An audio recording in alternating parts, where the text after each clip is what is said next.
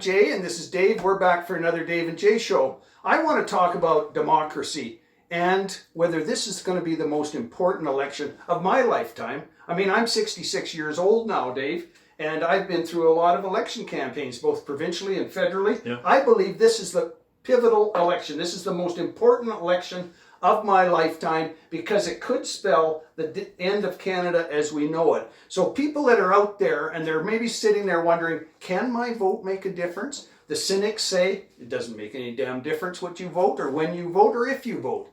I'm here today to tell you, you damn right that it makes a difference. Of course it matters. It matters, Jay, of course, and I agree with you. I think this election is pivotal for this country.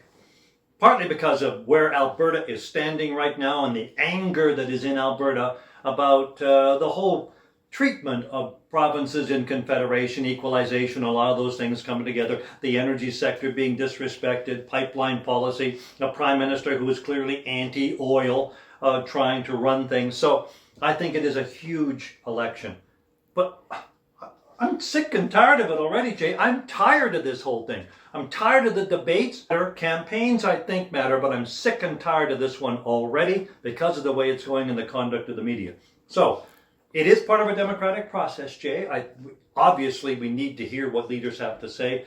Democracy itself, I think we still have the democratic power to choose our government, Jay, and kick them out when we don't want them. So for me, democracy is still alive. And, you know, a very famous former leader and politician said, democracy is the worst form of government, except for all the others. And that was Winston Churchill, Yep. and it's so true. It was true in his day, and it's true today.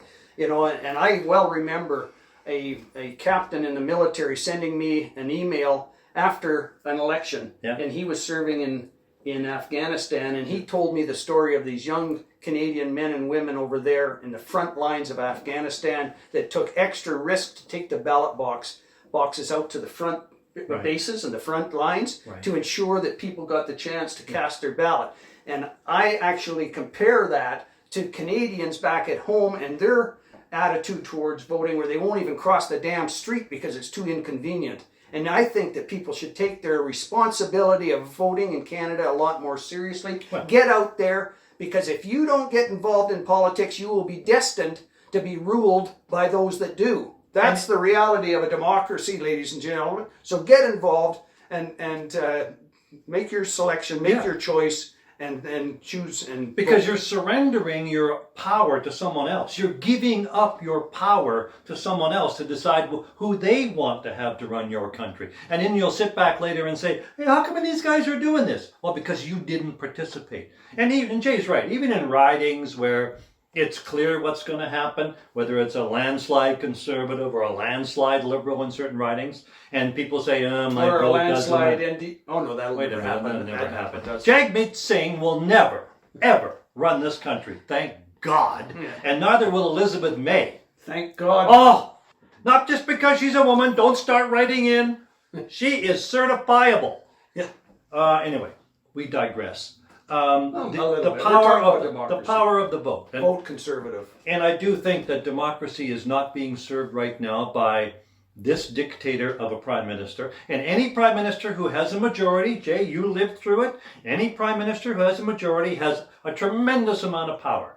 Actually, a Canadian prime minister has more personal power than a U.S. president. That's for very deciding what they That's can very true. appoint people, decide all kinds of things on their own. Well, for one reason, they don't have the check and balance of an elected equal Senate. Well, exactly They don't right. have that That's in another Canada. great They have point. that in the United States. Another great point.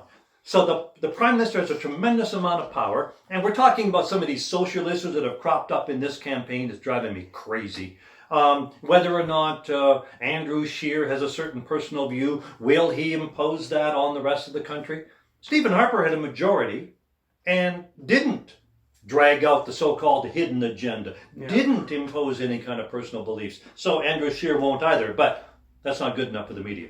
No. But again, the media is part of a democratic process, Jay. A free and open, unfettered, unbiased media would be lovely.